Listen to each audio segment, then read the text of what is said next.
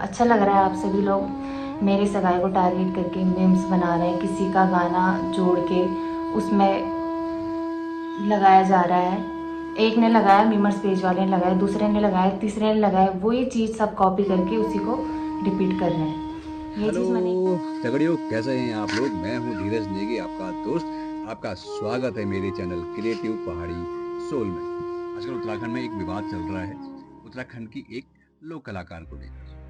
अनिशा रांगड़ उत्तराखंड की एक लोक गायिका है जो काफी लंबे समय से उत्तराखंड के लोकगीतों को प्रस्तुत कर रही है। अचानक से इनकी जिंदगी में भूचाल जैसा आ गया है। भूचाल कैसे आ गया? कुछ दिन पहले अनिशा रांगड़ की सगाई हुई। सगाई के ठीक एक दिन बाद उत्तराखंड के ही एक लोक गायक हैं जिनका नाम है केसर पवार। केसर पवार का एक गढ़वाली गाना रिलीज हुआ। तो भाई साहब, वो गढ़वाली गाना ऐसा किलर ठहरा। दूध में से मक्खी जैसा निकाल दिया, चूना लगा दिया। ऐसा ऐसा भाई साहब, मैं तो हिंदी बता रहा हूँ, गढ़वाली में है पूरा, इतना तगड़ा। लोगों ने इसको कैसे कनेक्ट किया कि ये दोनों साथ में, पहले साथ में गाना गाया करते थे, दोनों की बॉन्डिंग अच्छी थी, और अचानक से सगाई की खबरें आ गई। तो शायद कुछ दोनों के बीच में गड़बड़ हुई है और उसने दूसरे व्यक्ति से सगाई कर दी है। मामला लोगों ने यही समझा। पब्लिक ले आई ट्विस्ट। पब्लिक ने इनके ऊपर मीम्स बनाने शुरू कर दिए, ट्रोलिंग स्टार्ट कर दी कि भाई साहब, ये इतने सालों से गाने गा रहे थे साथ में, आज अचानक कांगड़ जी ने शादी सगाई किसी और से कर ली, और ये भाई साहब को दुख हो गया, ये भाई साहब ने कर दिया दूध में से मक्खी निकालने वाला गाना बना दिया। एक साइड मीमर्स तो टॉप के हैं भाई साहब इस देश में, और हमारे उत्तराखंड में मीमर्स और ट्रोलर्स की कमी नहीं है। इन्होंने कर दिया, एक साइड उसकी सगाई की वीडियो चला दी, दूसरे साइड ये भाई साहब केसर पवार को नाचते गाते हुए दिखा दिया। ये बताओ भाई, किसी की शादी हो रही है, उसमें पहले तो ये ट्रोलर्स को तुम्हारा क्या रोल है? तुम्हें क्या मतलब किसी की पर्सनल जिंदगी में जाने की? दूसरा, ये कोई इसने गाना तो नहीं गाया है जो तुम उस पर अपनी रिव्यू दे रहे हो। उसकी पर्सनल जिंदगी, उसमें तुम कौन होते भाई रिव्यू देने वाले? इस देश में ना, अगर किसी को प्रसिद्ध होना हो, किसी को भी प्रसिद्ध होना हो, तो बुराई का रास्ता चुन लो। जो बुराई का रास्ता चुन लेगा वो एकदम से हिट हो जाएगा। होड़ मची भाई साहब सोशल मीडिया पर गलत गलत काम करने की। किसी का, अगर आपको हिट होना है, आपको सब्सक्राइबर बढ़ाने हैं, फॉलोअर्स बढ़ाने हैं, आपको अपने व्यूज़ लाने हैं, तो आपको कुछ नहीं करना है। आपको सिर्फ किसी एक व्यक्ति के पर्सनल ज़िंदगी में घुसना है, उसकी ज़िंदगी को तहस नहस कर देना है, उसकी बुराइयां बतानी शुरू कर देनी, उससे झगड़ा मोल ले लेना है, और इतना करते ही आप हिट। क्योंकि पब्लिक भी चाहती ही यही है भाई साहब, पब्लिक ड्रामा चाहती है, और आप जब ड्रामा कर देते हो तो भाई साहब आप हिट होने लगते हो। कोई अच्छा काम कर ले वो इतना हिट कभी नहीं हो सकता, कोई बुरा करने वाला एकदम से हिट हो जाएगा। और ट्रोलर्स और मीमर्स भाई साहब, इनको मौका था, इन्होंने ट्रोल किया, पब्लिक ने एंजॉय किया, और आज पूरे प्रदेश में एक छोटा सा मामला, किसी की सगाई किसी के साथ हुई है, किसी गायक का के साथ कनेक्ट करा के ये मामले को हाई लेवल बना दिया, हाई प्रोफाइल बना दिया। और भाई साहब, ऐसे ऐसे अकाउंट होल्डर वो वीडियो डाल रहे हैं, ऐसे मीम्स बना रहे हैं जो उत्तराखंड की संस्कृति को कभी कभी दिखाया करते हैं। ऐसा भी उत्तराखंड की संस्कृति दिखाने वाले लोग, उत्तराखंड की लोक गाथाएं गाने वाले जो चैनल्स हैं फेसबुक पे, यूट्यूब पे जो चैनल्स हैं, भाई साहब इनको भी फॉलोअर्स की होड़ मची हुई है, इनको भी व्यू चाहिए। इन्होंने भी एक तरफा गाने शुरू कर दी, इन्होंने भी ट्रोलिंग शुरू कर दी उसकी। कुछ लोग ने जो विदेशों में रहते हैं उन्होंने भी ट्रोलिंग की। अब जब ट्रोलिंग की हद पार हो गई तो गुस्सा आना जायज़ था। किसी की एक तरफ शादी सगाई होने जा रही है, ट्रोलर्स किसी और के साथ उस लड़की को जोड़ने की कोशिश कर रहे हैं। सर, किसी के घर में भी अगर आप शादी कर रहे हो, आप दूसरों से किसी को कनेक्ट करने की कोशिश क्यों कर रहे हो? क्या फ़र्क पड़ेगा उनकी ज़िंदगी में? क्यों आप किसी के घर को तोड़ने के पीछे लगे हुए?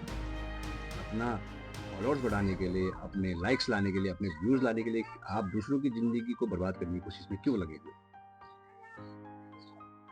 इतना होने के बाद में जब लगातार लोगों ने ट्रोल करना शुरू किया, ट्रोलिंग स्टार्ट रखी, हर कोई आकर अपने पेज से कुछ ना कुछ डाल के चला जा रहा है, कोई ना कोई कमेंट भद्दा कमेंट करके चला जा रहा है। इसके बाद ऑब्वियस सी बात है, आप कितना सहन करोगे। अनीशा रांगड़ ने, मैं बोलूँगा कि उसने फिर भी काफ़ी हद तक सहन किया, लेकिन उसकी माता जी को अंततः गुस्सा आना लाजमी था, उनके परिवार को आना गुस्सा लाजमी था कि आप क्यों किसी की ज़िंदगी के साथ इस तरीके से छेड़छाड़ कर रहे हो, क्यों आप भद्दे कमेंट कर रहे हो, क्यों आप मीम्स बना रहे हो। इसी गुस्से को लेकर उनकी माताश्री ने सोशल मीडिया पर आकर एक वीडियो जारी कर दिया। उन्होंने सीधे टारगेट कर दिया इन मीमर्स और ट्रोलर्स को, उन्होंने सीधे से टारगेट कर दिया और उन्हीं के लिए उन्होंने ये शब्द कह दिए, ये कुछ लोग हैं, ये वीडियो आपके सामने है। अब मेरे अनिशा पर जीवन साथी चुनने का अधिकार नहीं क्या है? तुम्हारी बेटी बारी तुम मुजफ्फरनगर वालों ले जाना जो भगई थे, चिंता ना करे तुम, जो ज्यादा सियाना क्या बनया, तुम्हारी बेटी बारी मुजफ्फरनगर वालों ले जाना भगई। और सालों तुम्हारे अपनी जनियानी आपको बैठ दिए सा नहीं और जनियानी तुम्हारे चुप रहो यार, आपको बैठ दिए सा नहीं जनियानी तुम्हारी केस रखी, तो तुम्हारी जनियानी पता क्या करने लगी, धंधा करने लगी रिस केस में। नहीं तुम्हें तो पता ही नहीं, सालों तुम बर्तन विदेश में बर्तन ज्यादा विदेशी है मेरे अनिशा पर अटैक करने लगे, तो तुम न तुम तक भांड मठोना, तुम्हारी औखाद न भांड भी मठोना की। अब आप ये देखो, उन्होंने अपना गुस्सा निकाला, हालांकि उनकी जो लैंग्वेज है वो ये कहूँगा कि अच्छी लैंग्वेज नहीं मानी जाएगी, लेकिन गुस्सा निकला और इस रूप में निकला। कुछ प्रोडक्ट्स में, कुछ सामाजिक कार्यकर्ताओं ने, जो अपने आप को सामाजिक कार्यकर्ता बताया, कुछ चैनल वालों ने ये कहानी बना दी, लोग होटल में काम करते हैं उनके संबंध में ही ऐसा पूरा किया। ये कहाँ है जरा बताओ ना, सबके बारे में कहाँ है, वो तो उनको कह रही है जो लोग उनकी बेटी को टारगेट कर रहे हैं। क्यों ना कहे भाई, क्यों नहीं कहे? तुम किसी के घर को तोड़ने की कोशिश कर रहे हो, किसी के बारे में उल्टे सुल्टे कमेंट कर रहे हो, क्यों ना कहे किसी के बारे में। और ये भाई साहब को सुनो, ये विदेश में रहता है, ये भाई साहब, इसको सुनो। इन भाई साहब के पास भी अच्छा मौका था, ये भी बहती गंगा में हाथ धोने चले आए। ये देखिए इन्हें आधी अधूरी कहानी पर अपनी टिप्पणी दे रहे हैं, केवल व्यूज और फॉलोअर्स के चक्कर में। भाई साहब, आप किसी को छेड़ रहे हो और आप बोल रहे हो कि वो रिएक्शन भी ना दे। पॉलिटिशियन ढूंढना है वो कि रिएक्शन नहीं देगा, वोट चाहिए। गुस्सा सभी को आ सकता है, लाजमी है। तो दोस्तों ये हैगा, ये सोशल मीडिया अकाउंट में इस तरीके से कहानी घूमी और कुछ भाई लोगों को गुस्सा आया, किसी को दिलाया गया कि भाई कहानी इतनी ही बुन के भेजी गई, किसी ने कट पेस्ट किया वीडियो को, इतना ही दिया कि देखो होटल वालों के बारे में क्या कहा जा रहा है, और उसके बाद वही चलाते गए और ट्रोल कराते गए। जिन अकाउंट पे ये आधी अधूरी वीडियो पड़ी है, केस तो उन सब पे होना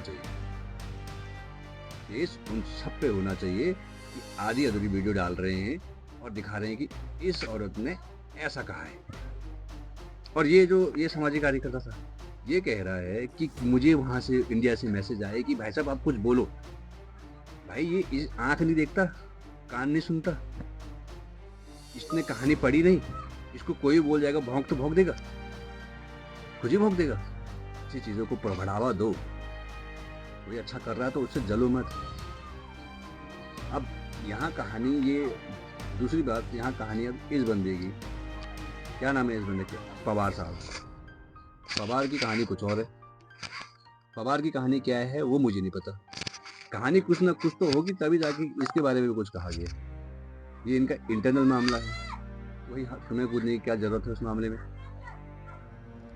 फॉलोअर्स के लिए, लाइक के लिए, सब्सक्राइबर्स के लिए, व्यूज के लिए ये गलत काम करना पड़ता है। देखो भाई, रोस्टिंग भी हो जाएगी वही। ठीक है दोस्तों, तो ये आधी अधूरी कहानी दिखाना बंद करें। जय श्री राम, हर हर महादेव।